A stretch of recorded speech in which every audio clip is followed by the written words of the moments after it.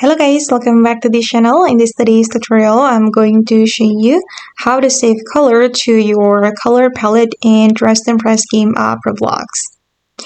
Okay, let's get into it guys. Sometimes you'll get a mission or a quest to save more colors to your palette, and I've already done it. And for you who are still confused on how to do that, don't worry guys, in this tutorial I'm going to explain to you how. Okay, first you're going to go to this menu and select one of your item. I'm going to choose this item, and then you're going to go to this palette menu.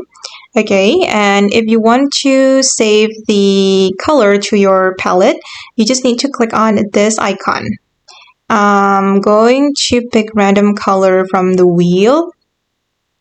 Alright, and then you can click on this plus icon to save the color to your palette. And as you can see, I have saved one color. And this is for the recent color. And this is for the saved colors. These are the colors I have saved to my color palette.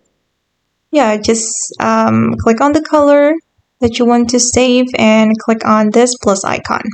If you want to remove it, click on this icon and select the X button like this.